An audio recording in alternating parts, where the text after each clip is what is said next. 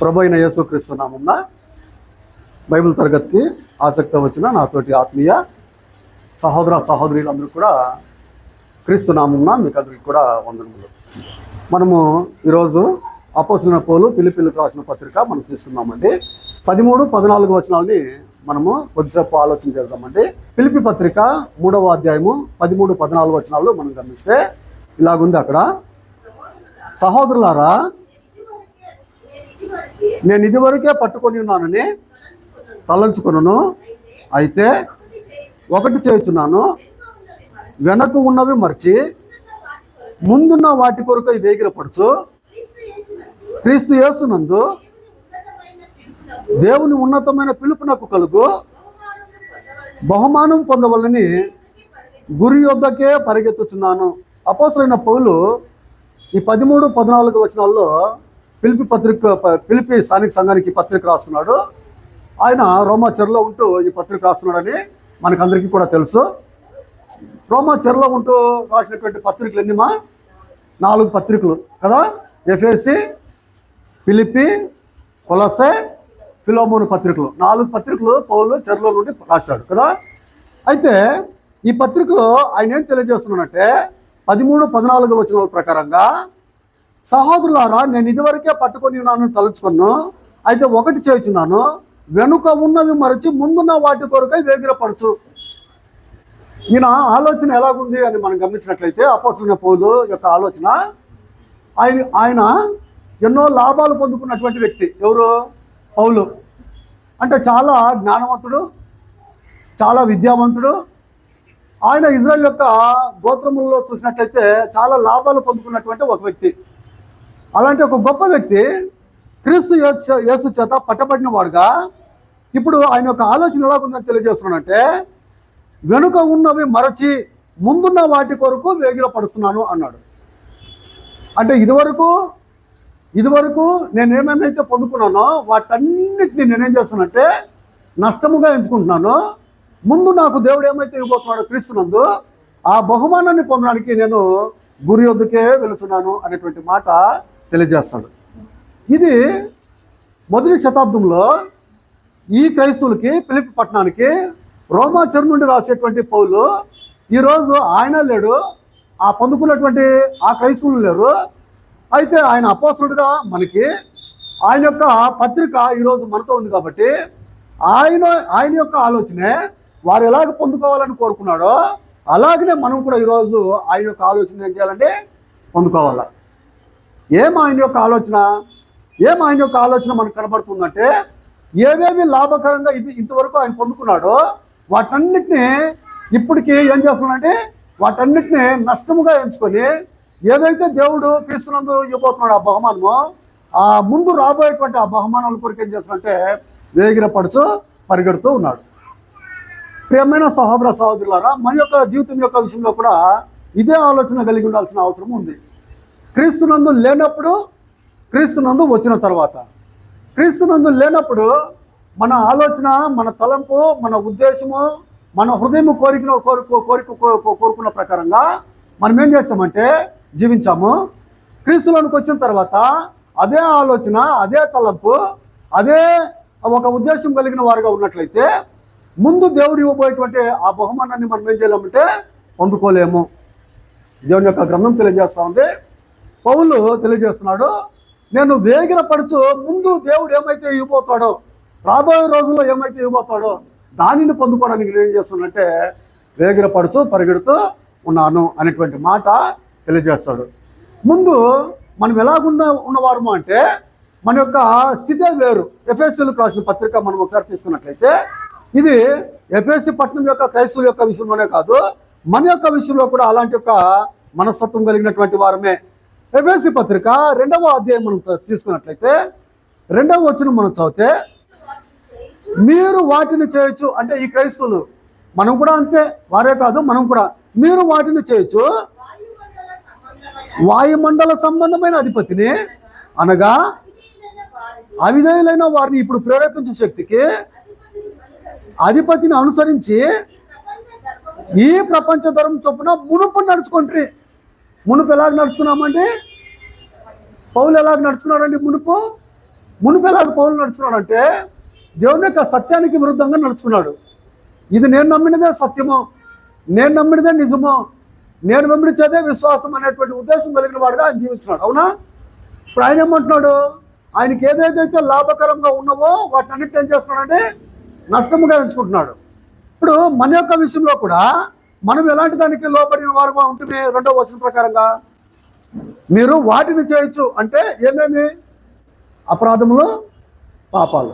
ఏమండి? అపరాధములు, పాపాలు. ఎఫెసు స్థానిక సంఘస్థులు మాత్రమేనా, లేక మనం కూడానా? మనం కూడా క్రీస్తులో లేనప్పుడు అపరాధములు, పాపాలు చేసిన వారమే.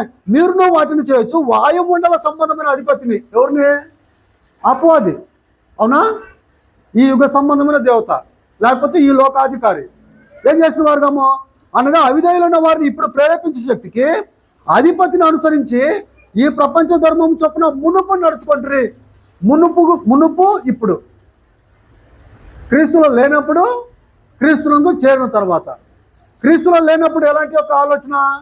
ఏదేది మనసుకు తోస్తుందో, ఏదేది హృదయానికి ఆలోచన వస్తుందో, ఏవేవి తలంపులు వస్తాయో వాటన్నిటిని చేయడానికి ముందు. ఇప్పుడు అలాగే చేసుకొని పోదామా? ఇప్పుడు అలాగే చేసుకుంటూ పోతే లాభం ఉందా, నష్టం ఉందా? నష్టం ఉంది. అపోస్తలుడైన పౌలు దేన్ని లాభంగా ఇస్తున్నాడు? ఆయన ఏదైతే లాభంగా ఉండిందో వాటన్నిటి కూడా నష్టపరుచుకున్నాడు. ఏది నష్టము చేసుకుంటున్నాడో, దేవుడు ఏదైతే లాభంగా ఇస్తున్నాడో దాన్ని ఏం చేయడానికి, పొందుకోవడానికి ఆయన పరిగెడుతున్నాడు. ఫిలిప్పీ పత్రిక మనం తీసుకున్నట్లయితే ఆయన యొక్క లాభాలు ఆయన తెలియజేస్తాడు. ఏమని ఆయన లాభాలు? 3వ అధ్యాయం మనం తీసుకున్నట్లయితే 5వ వచనం మనం చదివితే, అదిగో 8వ దినమున సున్నతి పొందితిని, ఇశ్రాయేలు వంశపు వాడై బెన్యామీను గోత్రంలో పుట్టి హెబ్రీయుల సంతానమైన హెబ్రీయుడునై, అదిగో ధర్మశాస్త్ర విషయము పరిసయుడునై, ఆసక్తి విషయము సంఘంను హింసించువాడునై, ధర్మశాస్త్రం వల్లనే ఎన్ని క్వాలిఫికేషన్లు ఉన్నాయండి ఆయనకి, ఎన్ని లాభకరమైనటువంటి విషయాలు ఉన్నాయండి ఆయన ఇతరులకు చెప్పడానికి. ఆయన హెబ్రీయుడు, ఆయన బెన్యామీను గోత్రికుడు, 8వ దినమున సున్నతి పొందినటువంటి వ్యక్తి. ఎవరు? ఇంకా ఆయన చెప్పాలంటే ఆయన విద్యావంతుడు. గమలీయేలు పాదాల దగ్గర ధర్మశాస్త్రాన్ని యెరూషలేములో నేర్చుకున్నటువంటి వ్యక్తి. విశ్వాసం యొక్క విషయంలో ధర్మశాస్త్ర ప్రకారంగా ఆయన ఎలాంటి వాడు అంటే, కరపత్రాలు తీసుకొని పెద్దలతో, అధికారులతో ఎక్కడో ఉన్న క్రైస్తవులను కూడా హింసించి పట్టుకొని వచ్చి చెరలో వేసేటువంటి సామర్థ్యం కలిగినటువంటి ఒక వ్యక్తి. అంత సామర్థ్యము, అంత విద్య, అంత జ్ఞానం కలిగినటువంటి వ్యక్తి. ఏవేవి లాభంగా ఉన్నాయో, నేను ఇలాంటి ఒక రీతిలో నేను అనిందుడిని, అందరికంటే నేను ఇలాంటి వాడిని, అనిందుడిని అని మెచ్చుకున్నటువంటి స్థితిలో ఆయన ఉన్నప్పటికీ ఆ మెచ్చుకున్నటువంటి దాన్ని అంతా కూడా ఆయన ఏం చేశాడు? పక్కకి పెట్టేసి వీటి వల్ల నాకు లాభం లేదు, ఏదైతే లాభమో దాన్ని ఏం చేస్తానో పొందుకోవడానికి నేను పరిగెడతాను అని దేవుడు క్రీస్తునందు అనుగ్రహించేటువంటి ఆ బహుమానాన్ని పొందడానికి ఏం చేస్తున్నాడంటే పోతున్నాడు. ఈ లోకంలో మనకి ఏది కావాలండి? క్రీస్తు యేసునందు దేవుడు అనుగ్రహించే బహుమానాన్ని పొందుకోవడానికి మనం ఏం చేయాలంటే పరిగెత్తాలా. ఈ పరిగెత్తేటువంటి పరుగులో మనకి ఏవైతే మనము అనుసరిస్తూ వచ్చామో, ఏవైతే వెంబడిస్తూ వచ్చామో వాటిని ఏం చేయాలండి? వాటిని మనము తీసివేసుకోవాలి. క్రైస్తవులని ఈరోజు వరకు పిలువబడుతున్నామండి. క్రైస్తవులను పిలువబడేటువంటి వారమైన మనము ఇల్లు కొత్తగా కట్టుకుంటే ఇంటికి పోయాక దానికి ముందు పాలు పొంగిమామండి. పాలు పొంగిస్తే ఇల్లు పొంగుతుందంట కదా, పాల్లాగా. పొంగిమా పొంగిస్తాం అంటే క్రీస్తులో ఉన్నప్పుడు, క్రీస్తులో లేనప్పుడు చేసినవి, క్రీస్తులో ఉన్నప్పుడు కూడా. అంటే అంటే ఇది చేస్తే నేను బాగుంటాను అని పాలు పొంగించి ఇంట్లో కొత్తగా వచ్చేటప్పుడు పాలు పొంగించేటువంటి ఆలోచన ఉంది కదా. అప్పుడు పాతది పోయిందమ్మా. వివాహాలు చేస్తారు కదా, వివాహాలు చేసేటప్పుడు అమ్మా ఈ పచ్చటి పందిరి వేయడం కానీ, పశువులు పూసుకోవడం కానీ, పశువు నీళ్ళు చల్లుకోవడం కానీ అమ్మ ఉన్నాయమ్మా? మరి క్రీస్తులో లేనప్పుడు చేసాము, క్రీస్తులోనికి వచ్చిన తర్వాత చేస్తున్నా అన్నట్లయితే వెనుక ఉన్నటువంటి వాటిని మర్చిపోతున్నామమ్మా? వాటిని తీసివేసుకుంటున్నామా, లేకపోతే వాటిని కొనసాగిస్తున్నామా? పౌలు ఏమంటున్నాడు, ఏవేవి లాభసాధంగా ఉన్నో, నాకేవేవైతే లాభంగా ఉన్నో వాటిని ఏం చేస్తున్నాను, విడిచిపెట్టి ముందున్న వాటి కొరకు నేనేం చేస్తున్నాను, పరిగెడుతున్నాను అంటున్నాడు. మనము మన జీవితంలో ఏవైతే లాభము అనేటువంటిది ఉందో దాని వైపు చూడుకోకుండా నష్టపరిచేటువంటి వాటి వైపే మనం ఏం చేస్తున్నామంటే మరలా పరిగెత్తేటువంటి ఆలోచన మనం కలిగి ఉంటాం. తప్పసరినా తప్పు. మనము లాభం ఏదో దాన్ని చూస్తూ మనం వెళ్ళాలి. అంటే పూర్వం చేసాము, ఇప్పుడు ఏం చేయకూడదు, ఇప్పుడు చేయకూడదు.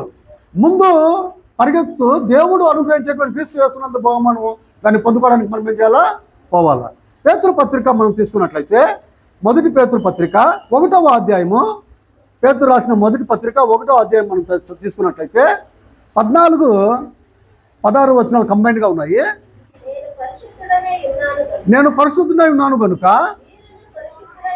మీరును పరిశుద్ధులై ఉండడని రాయబడి ఉన్నది.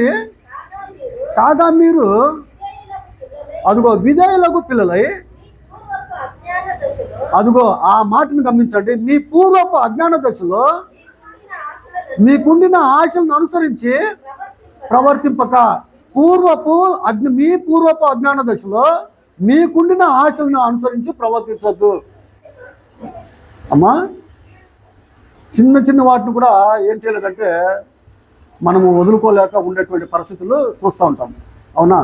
ఇప్పుడు చిన్నపిల్లలకి ముద్దుగా పిల్లలు ఉంటారు కదా, ముద్దుగా ఉండేటువంటి పిల్లలకి ఒకప్పుడేమో బిడ్డ అందంగా ఉన్నాడని చెప్పేసి అందరూ కన్ను పడుతుంది అని చెప్పేసి అమ్మా దిష్టి చేసేది, ఇక్కడెక్కడో బొట్టు పెట్టేది, మసి పొట్టు, ఇవన్నీ అమ్మా చేసేదే. ఇప్పటికీ కూడా అవును అలా పెడితే మంచిదే అని ఎవరో సలహా తీసుకొని ఇంతకుముందు చేసినవే పెడితే ఏమైంది, కనపడుకోకుండా పెడదాం. అబ్బాయికి ఏం చేయాలా, అమ్మాయికి ఏం చేయాలా, చిన్నగా కనపడుకోకుండా చుక్కలాగా పెడదాము అని చెప్పేసి అమ్మ ఇవి అప్పుడు ఉన్నటువంటివి ఇక్కడ ఏమి పూర్వపు అజ్ఞాన దశని ఇక్కడ తీసుకొని వచ్చి చేసేటువంటి పని. అవునా? ఏవేవి చేయాలని ఉండిందో అప్పుడు చేస్తూ ఉంటేమో వాటిని ఏం చేయాలా, వాటిని వదిలేసి ఇక ముందు వాటిని ఎలాగించాలండి, వాటి వలన లాభం ఏమీ లేదు. ఆయన అపోస్తలుడైన పౌలు ఇలా తెలియజేస్తాడు. అపోస్తలుడైన పౌలు ఫిలిప్పీయులకు రాసిన పత్రిక మనం తీసుకున్నట్లయితే 3వ అధ్యాయం మనం తీసుకున్నట్లయితే 7వ వచనం మనం చదివితే 3వ అధ్యాయం 7వ వచనంలో, అయినను ఏవేవి నాకు లాభకరంలో ఉండేనో వాటిని క్రీస్తు నిమిత్తము నష్టముగా ఎంచుకుంటున్నాను. ఏవేవి నాకు లాభకరంగా ఉన్నో వాటినన్నిటిని ఏం చేస్తున్నాను, క్రీస్తు నిమిత్తము నష్టముగా ఎంచుకుంటున్నాను. తర్వాత ఏమంటున్నాడు, 11వ వచనం 10-11 కంటిన్యూగా చదువుదమ్మా. ఏ విధము చేతనైనను మృతుల్లో నుండి నాకు పునరుద్ధానము కలగవలనని ఆయన మరణం విషయంలో సమాన అనుభవం గలవాడినై ఆయన పునరుద్ధాన బలమును ఎరుగు నిమిత్తమును ఆయన శ్రమల్లో పాల్యవాడిన ఒకటి ఎట్టుతో ఎరుగు నిమిత్తమును అదిగో సమస్తమును నష్టపరుచుకొని వాటిని పెంటతో సమానముగా ఏమండి ఏది నష్టపరుచుకోవాలండి, వెనక ఉండేటువంటి వాటిని అన్నీ కూడా ఏం చేయాలా, నష్టం. ఇప్పుడు క్రీస్తులోనికి వచ్చిన తర్వాత ఈ ఇంతకు ముందు ఉన్నవన్నీ కూడా మనకి ఏమున్నా కూడా అవన్నీ కూడా నష్టమే. వాటి వలన ఏం లేదు, లాభం లేదు. భూమి మీద ఉన్నాం కదా, భూమి మీద ఉన్న మనకి క్రీస్తునందు దేవుడు అనుగ్రహించే బహుమానం కంటే భిన్నమైనటువంటిది ఏది కూడా లేదండి. అది నీతి కిరీటం, అది నిత్య జీవం కదా. వాటి ముందు ఎన్నైనా వ్యర్థమే. జ్ఞానైన సొలొమోను ప్రసంగి గ్రంథం మనం తీసుకున్నట్లయితే ఆయన ఏం తెలియజేస్తాడో ఒకసారి 2వ అధ్యాయం మనం తీసుకుందామండి. 2వ అధ్యాయం మనం తీసుకుంటే ఆయన ఒక మాట తెలియజేస్తాడు. 10వ వచనం మనం గమనిస్తే 2వ అధ్యాయం 10వ వచనంలో, నా కన్నులు ఆశించిన వాటిలో ఆ, కన్ను చూసినటువంటి దాన్ని అన్నిటిని కూడా ఆయన పొందుకున్నాడంట. ఎవరు? లాభమా కాదా? మా కన్ను చూసిందంతా పొందుకోవడము. కన్ను చూసిందంతా ఏం చేశాడంట ఆయన?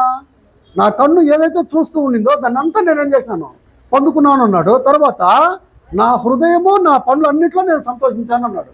హృదయం కోరిందంతా కూడా ఏం చేశాడు? ఆయన అనుభవించాడు. అవునా? ఇంతకీ లాభమేనా అదే? ఇంతకీ లాభమేనా? ఆయన పొందుకున్నదంతా లాభమేనా?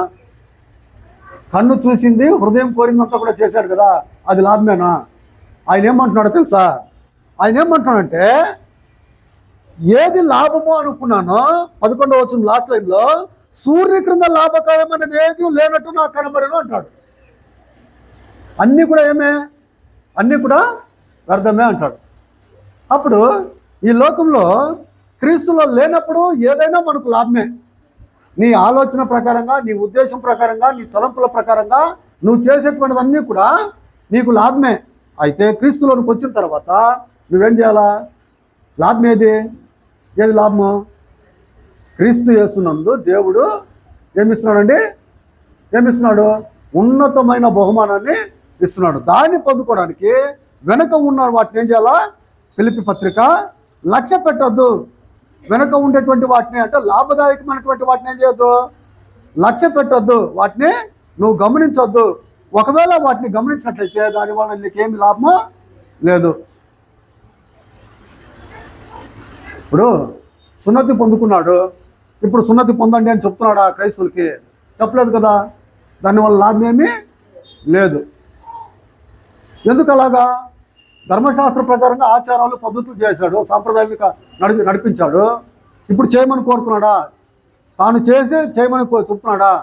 చెప్పలేదు. ఎందుకు చెప్తలేడు? వాటి వలన ఏ లాభము లేదు. లాభమై ఉన్న వాటిని ఇప్పుడు ఏం చేశాడు? నష్టముగా ఎంచుకుంటున్నాడు.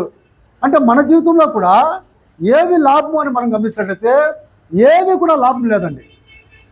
శరీర సంబంధమైనటువంటి ఏదైనా కానీ లాభం మాత్రము లేదండి.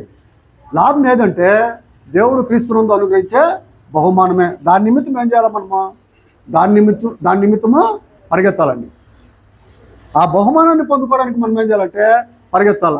ఇలాగ పరిగెత్తేటప్పుడు మన జీవితంలో అనేకమైనటువంటి ఇబ్బందులు, పడిపోయేటువంటి అవకాశాలు, లేవలేకోకుండా ఉండేటువంటి తీరులు జరిగేటువంటి అవకాశాలు ఉన్నాయి. అయితే లెక్క చేయకోకుండా పరిగెత్తాలండి. దేన్ని పొందుకోవడానికి గొప్ప బహుమానం, దేవుడు అనుగ్రహించే బహుమానము. అది మనకి దేవుడు అనుగ్రహించేది. ఎవరు మన యొద్ద నుండి ఏం చేయకోకుండా చూడాలా? మనము తీసివేయకోకుండా చూడాలా. ఇప్పుడు ఏవైనా ఒకటి మనకు వచ్చి నేర్పిస్తారు, ఇట్లా చేయి, అట్లా చేయి, అయ్యో అక్కడికి ఎందుకు వెళ్తావు ప్రార్థనకి, ఎక్కడికి మేలు అవుతుంది, అయ్యో దీనికంటే బాగా అక్కడ జరుగుతుంది, దీనికంటే బాగా అక్కడ బోధిస్తారు అని చెప్పే వాళ్ళు కూడా ఉంటారండి. అబద్ధాలు, వాళ్ళు అబద్ధం చెప్తారని చెప్పేసి నేర్పించి మాయ మాటలు చెప్పి లాగేసే వాళ్ళు కూడా ఉంటారండి. వారి యొక్క మాటలు విన్నా కూడా మనం ఏం చేసేవారమే? అది లాభము, ఇది లాభం కాదని లాభంగా ఉండేటువంటి వాటిని మనం ఏం చేస్తాము? పోగొట్టుకోవడానికి అవకాశాలు ఉన్నాయండి. కొలసి పత్రిక మనం తీసుకున్నట్లయితే లోకం యొక్క సాంప్రదాయాలు నేర్పించినా ఒప్పుకోకూడదు. ఎవరైనా ఒకవేళ వాక్యానికి విరుద్ధమైన దుర్బోధన నేర్పించినప్పుడు మనం ఏం చేయకూడదండి? నేర్చుకోకూడదు, వినకూడదు. ఎందుకంటే అవి లాభము కాదు. ఏది లాభమో దాన్ని ఏం చేయాలండి? ఏది లాభమో దాన్నే పట్టుకోవాలా. ఏది లాభమో దాన్ని ఏం చేయాలంటే గైకుంటూ వెళ్ళాలా.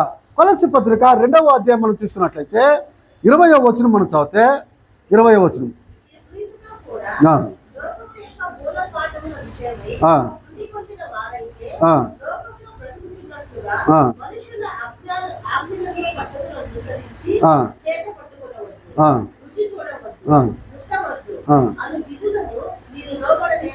ఇవన్నీ కూడా ఏమి మనుషులు నేర్పిస్తారు. అవునా? మనుషులు మనకేం చేస్తారండి? నేర్పిస్తారు, చెప్పడానికి వస్తారు. అవునా? ఎవరైనా వచ్చి చెప్పచ్చు, మీలో ఆత్మ లేడు, మీరు పాటలు పాడేటప్పుడు ఏం చేయరు? పరిశుద్ధాత్మ మీలో దిగుడు, మీరు వాయిద్యాలు వాయించరు, లేని పని చెప్పించేటువంటి పరిస్థితులు ఉంటాయి. వాటికి మనం చెయ్యాలనా? మీరు పండుగలు చేయరు, మీరేం చేయరు? మీరు పండుగలు చేయరు, క్రిస్మస్ చేయరు, ఇంకేదో పండుగలు ఉన్నాయి కదా, అవన్నీ మీరు చేయరు అని నేర్పించేవారు ఉంటారు. అంటే దుర్బోధ చెప్పేవారు ఉంటారు. మనం ఏదైతే నమ్ముకున్నామో అంటే సత్యంగా దానినే మనం ఏం చేయాలంటే వెంబడిస్తూ వెళ్ళాలా. ఒకవేళ వాళ్ళ మాటలు వినుకొని మనం వెళ్ళినట్లయితే ఏమవుతుందమ్మా? నష్టము ఉంది. 2వ అధ్యాయంలో మనం గమనించినట్లయితే 19వ వచనం మనం గమనిస్తే 19వ వచనంలో 2వ లైన్లో తన శరీర సంబంధమైన మనసు వలన ఊరక ఉప్పొంగుచు శిరస్సును హత్తుకొని వాడెవడును మీ బహుమానమును అపహరింపనీయకుడి. మన బహుమానాలను అపహరించడానికి అవకాశం ఉందమ్మా? మనం నమ్మిన విశ్వాసాన్ని చెడగొట్టడానికి అవకాశాలు ఉన్నాయా? ఉన్నాయి. నువ్వేమైతే నమ్మావో వాక్యానుసారంగా ఆ బోధను గట్టిగా చేపట్టుకో. నువ్వేమైతే నమ్మావో వాటిలో నిలకడగా ఉండు. లోకం నేర్పించేటువంటి ఆ లోకాశలకి, లోకం నేర్పించేటువంటి ఆ మూఢ పద్ధతులకి మనం ఏం చేయకూడదు? వెళ్ళకూడదు. మనకి దేవుడు క్రీస్తు యేసునందు అనుగ్రహించేటువంటి ఆ బహుమానాన్ని పొందుకోవడం నిమిత్తము మనం ఏం చేయాలా? వెనుక మనకి ఏవేవైతే లాభంగా ఉన్నాయో వాటిని ఏం చేయాలా? నష్టముగా ఎంచుకొని లాభము క్రీస్తు యేసునందు దేవుడు అనుగ్రహించే బహుమానం అనేటువంటి ఉద్దేశం కలిగి మనం ఏం చేయాలా? ముందుకి పరిగెత్తాలా. ఎందుకు అవన్నీ చేయకూడదంటే అవి చేయడం వలన మనకి లాభం కాదు కానీ నష్టమే ఏదైనా కానీ. రోమీయులకు రాసిన పత్రిక 6వ అధ్యాయం మనం తీసుకున్నట్లయితే 21 అప్పటి క్రియల వలన నీకేమి ఫలము కలిగను? అప్పటి క్రియల వలన నువ్వేమైనా చేసుండు, నువ్వేమైతే అనుభవించుండు, నువ్వేమైతే పొందుకుని ఉండు, అప్పటి క్రియల వలన మీకేమి ఫలము కలిగను? వాటిని గురించి మీరు ఇప్పుడు సిగ్గుపడుతున్నారు కారా? వాటిని గురించి ఇప్పుడు ఏం చేయాలా? సిగ్గుపడాలా. అంటే ఏమి లాభంగా అనుకున్నానో అవన్నీ నష్టమని తెలిసినప్పుడు మరలా వాటినే అనుసరించడానికి వెళితే వాటి వలన ఏ లాభమో లేదు. ఆ చేసినటువంటి ఆ మూఢనమ్మకాలు, ఆ చేసినటువంటి ఆ తప్పిదాలు, ఆ చేసినటువంటి ఆ పాపాల వలన అనుకుంటే ఇప్పుడేమవుతుంది? సిగ్గు కలుగుతుంది. కాబట్టి వెనుక ఉన్నటువంటి మరచి నీకేదైతే నువ్వు చేస్తూ ఉంటావో వాటిని విడిచిపెట్టి, నువ్వేమైతే లాభంగా అనుకున్నావో వాటిని విడిచిపెట్టి నువ్వేం చేయాలా? ముందు దేవుడు క్రీస్తునందు అనుగ్రహించేటువంటి బహుమానాన్ని పొందడానికి వెళ్ళాలా. ఎఫెసీయులకు రాసిన పత్రిక మనం తీసుకున్నట్లయితే 4వ అధ్యాయం మనం తీసుకుందామండి. ఈ మాట మనం చదువుకుందాము. 22వ వచనంలో మనం చదువుదామండి. కావున మునపటి ప్రవర్తన విషయంలోనైతే, మునపటి ప్రవర్తన విషయంలో అంటే ఎప్పుడండి? క్రీస్తులో లేనప్పుడు. మునపటి ప్రవర్తన విషయంలోనైతే మోసకరమైన దురాశ వలన అదిగో చెడిపోవు మీ ప్రాచీన స్వభావం వదులుకొని మీ చిత్తవృత్తి యందు నూతన పరచబడిన వారై నీతియు యథార్థమైన భక్తి గలవారై దేవుని పోలికగా సృష్టింపబడిన నవీన స్వభావం ధరించుకున్న వాళ్ళను. ఏం తెలియజేస్తున్నానంటే, నేను చెప్పేటువంటి లేఖన భాగము అపోస్తలుడైన పౌలు ఒక గురి కలిగి ఉన్నాడు. ఏం ఆ గురి? ఆయన పెట్టినటువంటి గురి ఏమి? యేసుక్రీస్తునందు దేవుడు ఒక బహుమానం ఇవ్వబోతున్నాడు. ఆ బహుమానము వాడబారినది, అది నిత్యము ఉండేటువంటిది, అది లాభకరమైనటువంటిది. దాని ముందు ఏది కూడా లాభము కాదు. ఇప్పటి వరకు నేను పొందుకున్నటువంటివన్నీ కూడా నేను లాభంగా అనుకున్నాను, అయితే అవి లాభము కాదు. నాకు లాభము అని నేను అనుకున్న వాటిని అన్నింటినీ కూడా నేను వదిలేసి వెనక్కి వేసి ముందు దేవుడు అనుగ్రహించేటువంటి దానిని నేను పొందుకోవడానికి పోతున్నాను. అలాగైతే మనం ఏం చేయాలని దేవుని యొక్క వాక్యం అంటా ఉంది? అమ్మ, వెనక్కి పోవాలా, వెనక్కి చూడాలా, ముందు చూసుకుంటూ పరిగెత్తాలా. క్రైస్తవులమైన మనము ముందుకు పరిగెత్తేటువంటి పని చేద్దాం. మన జీవితంలో దేవుడు మనకి ఎంతకాలం ఆరోగ్యం ఇస్తాడో, ఎంతకాలము ఆయుష్కాలం పొడిగిస్తాడో మనకైతే తెలియదు. మన గురి ఏదై ఉండాలా? యేసుక్రీస్తునందు దేవుడు అనుగ్రహించే ఆ బహుమానాన్ని పొందుకోవడానికే మనం ముందుకు చూస్తూ ఏం చేయాలా? పరిగెత్తాలా. ఏవైనా రాని, ఏదైనా కలిగి ఉన్ని అవన్నీ కూడా వెనకడితే అవన్నీ ఎక్కడికి వెళ్ళాలంటే వెనక్కి వేస్తూ ముందు గురి చూస్తూ దానిని పొందుకోవడానికి మనం ఏం చేయాలంటే పరిగెత్తాలా. దానిని పొందుకోవడానికి మనం పరిగెత్తేటప్పుడు మనల్ని మనం చూసుకుంటూ మనల్ని మనం సరి చేసుకుంటూ ఏం చేయాలా? పరిగెత్తాలా. అపోస్తులైన పౌలు అలాగా పరిగెడుతున్నాడు. కొరింథీయులకు రాసిన పత్రిక మాదిరి. అపోస్తులు క్రైస్తవులు మనకందరికి కూడా మాదిరి. 9వ అధ్యాయం 1 కొరింథీ పత్రిక 9వ అధ్యాయం మనం తీసుకున్నట్లయితే 24వ వచనము 25వ వచనం మనం చదివితే, మరియు పందెమందు పోరాడు ప్రతివాడు అన్ని విషయముల యందు మితముగా ఉండును, వారు క్షయమగు కిరీటం పొందుటకును మనమైతే అక్షయమగు కిరీటము పొందుటకును మితముగా ఉన్నాము. ఏం చేయాలంటండి? భారమైనటువంటి వాటిని కూడా ఏం చేయాలా? భారమైనటువంటి వాటిని కూడా ఏం చేయాలమ్మా? ఇప్పుడు ఈ క్రికెట్, ఈ ఫుట్బాల్ ఆడతారు కదా, వాళ్ళకి ఎన్నో వారికి సపోర్ట్గా ఉండేటువంటివి చాలా ఉంటాయి ఐటమ్స్ కదా, వాటిని వాడుకుంటారండి. వాటిని వాడుకొని తర్వాత ఏం చేస్తారంటే గేమ్లోకి పోయినప్పుడు వాటిని పక్కకు పెట్టేస్తారండి. అవునా కదా? ఎన్నో వారు నేర్చుకోవడానికి, ట్రైనప్ చేయడానికి చాలా ఆయుధాలని పరికరాలను ఏం చేస్తారంటే వాడతారు. గేమ్లోకి పోయినప్పుడు మాత్రం ఏం చేస్తారంటే వాటన్నింటినీ పక్కకు పెట్టి సులభమైన రీతిలో ఏం చేస్తారు? గేమ్ని ఆడతారు. ఇప్పుడు గేమ్లోకి పోయినప్పుడు కూడా ఆ వాడుకున్న పరికరాలన్నీ కూడా ఒక బ్యాగ్లో వేసుకొని బ్యాగ్ పెట్టుకొని ఆడతారా అమ్మా? ఆ వెయిట్ని పెట్టుకొని ఆడతారా? గేమ్ పోయినప్పుడు ఆడితే ఆడేకి అవుతుందా? ఫీల్డ్కి పోయినప్పుడు ఆడేకి అవుతుందా? వెయిట్ని పెట్టుకొని అక్కడ పెట్టి ఏం చేయాలా? సులభమైన రీతిలో ఏం చేయాలా? గేమ్ని ఆడాలా. అప్పుడు ఏం చేయొచ్చు? సులభమైన రీతిలో ఆడినట్లయితే అప్పుడు దానివలన ఏముంటుందంటే అక్కడ గెలవడానికి అవకాశం ఉంటుంది. భారంగా అన్నిటినీ మోసుకొని ఏం చేయలేరు, ఆడడానికి అవదు. అవునా? అపోస్తలుడైన పౌలు ఏమంటున్నాడంటే, ఇక్కడ ఏమంటున్నాడంటే, పందెమందు పోరాడు ప్రతివాడు అన్ని విషయములందు మితముగా ఉండును, వారు క్షయమగు కిరీటమును పొందుటకును మనమైతే అక్షయమగు కిరీటమును పొందుటకును మితముగా ఉన్నాము. కాబట్టి నేను గురి చూడని వాని వల్ల పరిగెత్తువాడును. ఏముండాలంటే మనకి పౌలుకి ఏముందండి? గురి ఉంది. నేను గురి చూడని వాని వల్ల పరిగెత్తువాడును కాను, గాలిని కొట్టినట్లు నేను పోట్లాడలేదు. కానీ ఒకవేళ ఇతరులకు ప్రకటించిన తర్వాత నేనే భ్రష్టుడినైపోవుదునేమో అని ఏం చేస్తున్నాడు ఆయన? నా శరీరం నలుగొట్టి దాన్ని ఏం చేస్తున్నాను? లోపరుచుకుంటున్నాను. ఏం చేయాలంటే ఏం చేయాలా? మనల్ని మనం కంట్రోల్ తీసుకుంటూ ఏం చేయాలంటే ఆ గురి ఎద్దుకు పరిగెత్తడానికి మనము ప్రయాసపడాలి. అసలు మన ఆలోచనల్ని, మన తలుపుల్ని, మన హృదయం యొక్క కోరికల్ని, మన జీవితాన్ని సరిచేసుకోవడమే మనకి పోరాటం. ఇంకెవరో వచ్చి మనల్ని ఏం చేయాల్సిన అవసరం లేదండి. పడేయాల్సిన అవసరము, నిన్ను నువ్వు గెలిస్తేనే నువ్వు గెలుచుకుంటావు. అవునా? నేను గెలిస్తేనే నేనేం చేస్తానంటే దాన్ని ఆ గురిని ముడతాను. ఇంకెవరో నన్ను ఏం చేయాల్సిన అవసరం లేదు, డిస్టర్బ్ చేయాల్సిన అవసరం లేదు. కాబట్టి నన్ను నేనేం చేసుకోవాలంటే సరి చేసుకుంటూ మనం ఏం చేయాలి? గురి ఎదుకు మనం పరిగెత్తాలి. కాబట్టి అపోస్తలుడైన పౌలు ఏమంటున్నాడంటే, వెనుక ఉన్నవి మరచు, లాభకరమైనటువంటి వాటిని నష్టంగా ఎంచుకొని కదా. ఏది లాభం అంటే వీటికన్నిటికంటే గొప్ప లాభం ఒకటి దేవుడు యేసుక్రీస్తుని అందిస్తున్నాడు. ఆ లాభాన్ని పొందుకోవడానికి నేను గురి ఎద్దుకే పరిగెడుతున్నాను అని అంటున్నాడు. మనం కూడా ఏం చేయాలండి? అలాగిన ఆలోచన కలిగి గురి ఎద్దుకే మనం ఏం చేయాలా? పరిగెత్తాలా. ఆ గురిని పెట్టుకొని ఈ లోకంలో ఏం చేస్తామండి? ఏమి కాకపోయినా ఆ గురిని సాధించడానికి మనం ఏం చేస్తామో వెళదాం.